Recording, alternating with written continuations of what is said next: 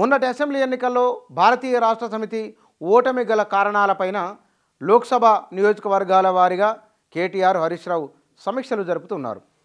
ఈ సమీక్షల్లో తేలిన ఒకానొక అంశం అది పార్టీకి కార్యకర్తలకు మధ్య సమన్వయం, నాయకులకు కార్యకర్తలకు మధ్య సమన్వయం, పార్టీ క్షేత్రస్థాయి వరకు అంటే ఉండాల్సిన విధంగా లేదు. ఈ అంశాలతో పాటుగా అన్నింటికంటే ప్రధానంగా చర్చకు వస్తున్నది పేరు.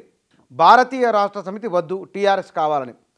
ఈ నియోజకవర్గాల సమీక్షల్లో వస్తున్న సమాచారాన్ని ఎప్పటికప్పుడు కేటీఆర్ హరీష్ రావు పార్టీ అధినేత దృష్టికి తీసుకొని వెళ్తున్నారు. బహుశా కేసీఆర్ కూడా పునరాలోచనలో ఉన్నారని, మరి బీఆర్ఎస్ కాకుండా టీఆర్ఎస్ఏ ఉండబోతున్నదని మీడియాలో దీనిపైన సోషల్ మీడియాలో విస్తృతంగా కథనాలు వస్తూ ఉన్నాయి. ఒకవైపున లోక్సభ ఎన్నికలకు సమాయత్తం అవుతూనే ఈ లోక్సభ ఎన్నికలకు సమాయత్తం కావడం ఒక అంశం. ఫిబ్రవరి మొదటి వారం నుంచి అసెంబ్లీ నియోజకవర్గాల వారీగా సమీక్షలు చేయబోతున్నది భారతీయ రాష్ట్ర సమితి. ఇప్పటికొచ్చిన సమాచారం ప్రకారం పార్టీలో ఉన్న 90% మంది 99% మంది బీఆర్ఎస్ వద్దు, టీఆర్ఎస్ కావాలంటున్నారు.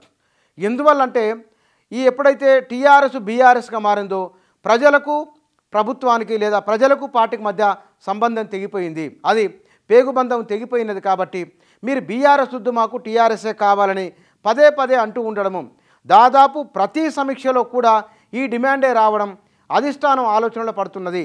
దీనిపైన త్వరలోనే ఒక నిర్ణయం తీసుకొని బీఆర్ఎస్ టీఆర్ఎస్గా మారేందుకే అవకాశాలు ఎక్కువ ఉన్నాయని పార్టీ వర్గాల నుంచి సమాచారం వస్తున్నది.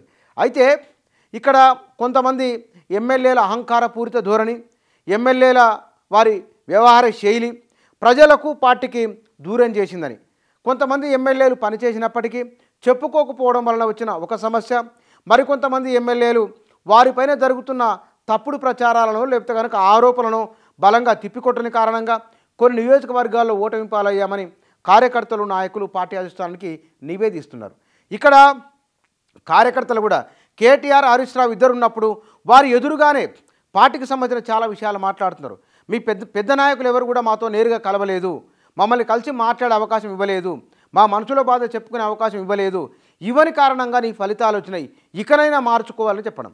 ఇక్కడ కేటీఆర్ ఒక అంశాన్ని చెప్పింది, మొత్తం కార్యకర్తలకు వెళ్ళి వస్తున్న సమాచారాన్ని బట్టి చూస్తే కనుక మారుతున్నామని, మారేందుకు సిద్ధంగా ఉన్నామని, మారామని కూడా చెప్తున్నారు.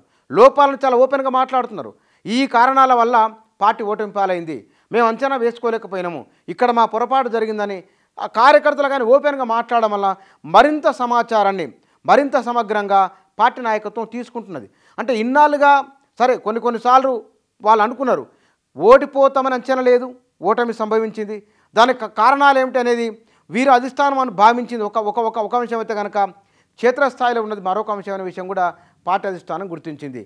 ఇందులో నాయకుల్లో రావాల్సిన మార్పు ఒక అంశం అయితే, రెండోది ఎమ్మెల్యేలుగా ఉన్నవారు, మూడోది అన్నిటికంటే ఇతర పార్టీల నుంచి బీఆర్ఎస్లోకి వచ్చి తెలంగాణ ఉద్యమం జరుగుతున్నప్పుడు తెలంగాణ ఉద్యమకారులపై దాడి చేసిన వారికి మంత్రి పదవులు ఇవ్వడము, వారిని కాపాడుకోవడము, ఉద్యమం చేసిన వారిని పక్కకు పెట్టి అట్లాంటి వారిని ఎక్కువ ఎలివేట్ చేయడము, ఇవి తెలంగాణ ప్రజల్లో ఒకంత అసహనాన్ని, ఆవేదనకు కారణమైనవి. కళ్ళ ముందు గడిచిన 10 ఏళ్ల కింద తెలంగాణ ఉద్యమకారులపై దాడి చేసిన వారు, కేసులు పెట్టిన వారు, కొట్టిన వారికి మంత్రి పదవులు ఇచ్చి పార్టీలో పదవులు ఇవ్వడం కూడా చాలామందికి నచ్చలేదు, కార్యకర్తలకు అసలే నచ్చలేదు. ఇట్లాంటి విషయాలు ఓపెన్గా మాట్లాడుతున్నారు. ఇందులో ఈ మార్చుకోవాల్సిన విషయాలతో పాటుగా దీంతో పాటుగా బీఆర్ఎస్ కాదు టీఆర్ఎస్ అనేది బహుశా కేసీఆర్ కూడా ఈ విషయంలో ఆలోచన చేస్తున్నారని, అసెంబ్లీ ఫిబ్రవరి మొదటి వారంలో అసెంబ్లీ నియోజకవర్గాల వారీగా జరిగే సమీక్షలలోపే బహుశా లోక్సభ ఎన్నికలలోపే బీఆర్ఎస్ టీఆర్ఎస్ మార్పు విషయంలో ఒక నిర్ణయం వెలువడుతుందని బీఆర్ఎస్ భవన్ వర్గాల నుంచి సమాచారం.